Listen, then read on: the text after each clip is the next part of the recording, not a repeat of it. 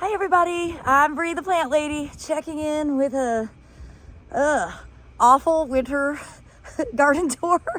How else to put it? We still have snow and ice on the ground from last weekend. We've got more snow coming. The weather reports are quite varied. No one wants to commit to anything. But we know that tomorrow at this time, I'm not going to be outside. Actually, I'm regretting being outside right now because it's quite cold. But I just wanted to give you a quick update to show you what things are looking like here. So if you're cottage gardening with me, you can feel good about the decisions you're making or daydream about moving somewhere else, which is what I've been doing a lot of. So without further ado, let me turn the camera around and we'll take a quick stroll.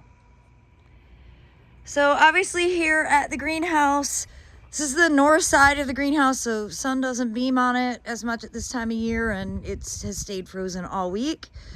Underneath all that, though, there are poppies, and they are fine. So poppies are hardy to -15, so it's really better to not cover them or anything, especially with precipitation coming.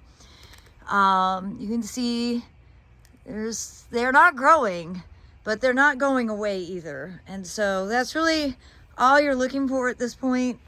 If you sowed earlier, your seedlings will be at various stages and they're just gonna kind of stay suspended at that growth cycle until we get significantly warmer. And as you can see, it's the same situation on this side. And I've not gotten very many of my beds sown. I obviously didn't anticipate January being this way. Just give you a quick view of this part shade native border here.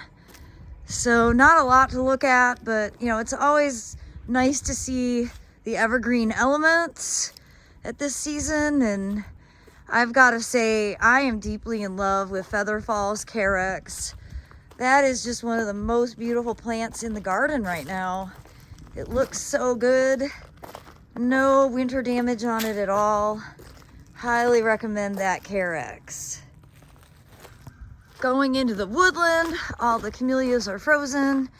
I've been working on PowerPoints all week, and I came out and got some really great pictures of what cold damage looks like on camellia flowers. Amazingly, Crimson Candles actually looks pretty good, but you can see snow hasn't melted over here, and most of those flowers are brown. So it's gonna be a pretty anticlimactic rest of the winter, really. When you have hard, long, cold spells like this, the winter active plants just don't always bounce back. Well, I can tell you I'm regretting not having gloves on right now. It's really cold. The deer are eating everything, especially camellias that I don't have well fenced. Edgeworthia, haven't done anything since my last tour. It's barely been above freezing.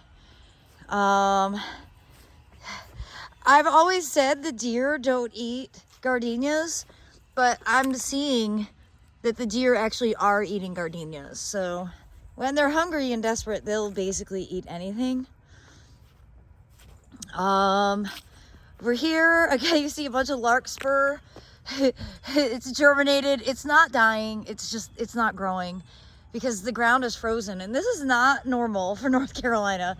I've been here 24 years and I don't really recall that we've ever had weather quite like this year. Again, something you don't see very often, that frozen water, the feed tank is frozen over pretty significantly, actually. So no polar plunging here, which I think is insane anyway. Those poor daffodils definitely probably regret, I would say not more than probably, they definitely regret having emerged out of the ground so early. So again, everything is just sort of like stopped, which is not an unreasonable thing. I feel like I have been stopped in place as well. The deer continue to eat the mangave, just FYI. And yikes. North side of the house over here has definitely stayed snowy. Obviously have not cut any of the hellebores back. They all look pretty frozen and droopy. It will be really interesting to see how plants, if they do perk up when temperatures rebound. They might not. I mean, I don't think anything is gonna die. They just might look not great for the rest of the season.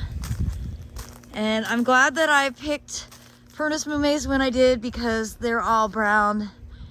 And it was a pretty anticlimactic Furnace Mume season this year due to all the cold weather. As you can see, all those flowers are brown and droopy. Brown and droopy.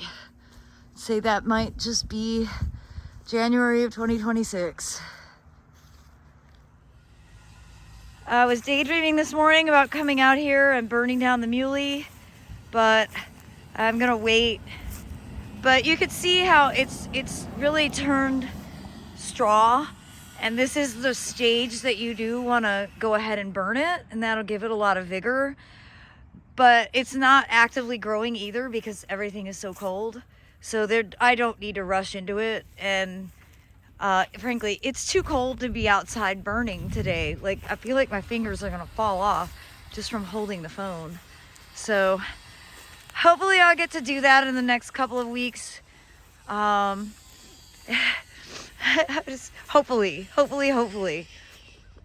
My really ambitious January travel schedule has primarily gotten canceled, which is making my February travel schedule extra ambitious because a lot of the events have now been moved, and I'm gonna have to go from place to place to place instead of having the schedule that I had originally agreed to.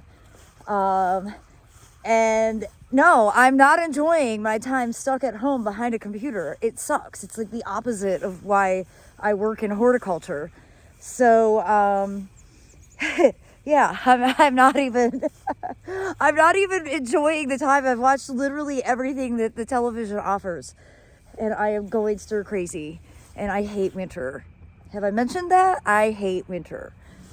Again, I'd like to come in and burn these native borders, and in past years, now was the time to do it, but yeah, it's not gonna happen today, and probably better to wait a couple more weeks so I can get things burned back, and then when they start actively growing, maybe then we'll be in a weather cycle that won't be quite as cold and extreme.